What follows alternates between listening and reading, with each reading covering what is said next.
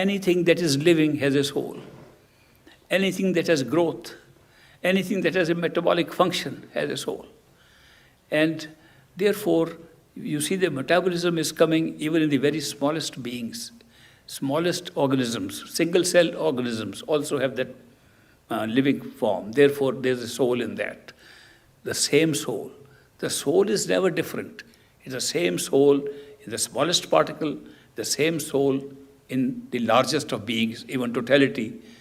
And even when you have an experience, like somebody had an experience the other day, we were having a meditation session, and the experience in meditation that person was having was that he became bigger and bigger, and he found that what he thought was outside became inside, and he became still bigger and bigger, and ultimately he became so big that the whole universe was part of him.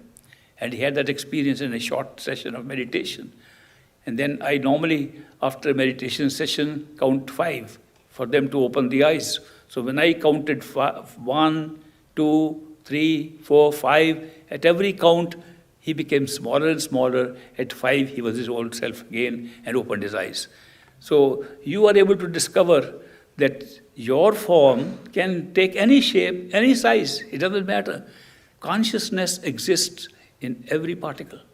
Now, there are some particles which are non-living. They also have a consciousness, though not a soul. Now, where the distinction between consciousness and not a soul is that they are depending upon passive consciousness. There is 2 types of consciousness. Active consciousness, which depends on your having a soul, which means you have a feeling you are a being, and you operate from there. You have an experience of a being.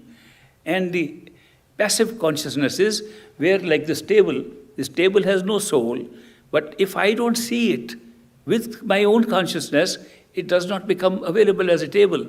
So my consciousness creates the table, your consciousness creates what you see, and therefore that thing also participates in consciousness, but passively and not actively. Therefore, everything has consciousness, but the soul is where you feel the self exists.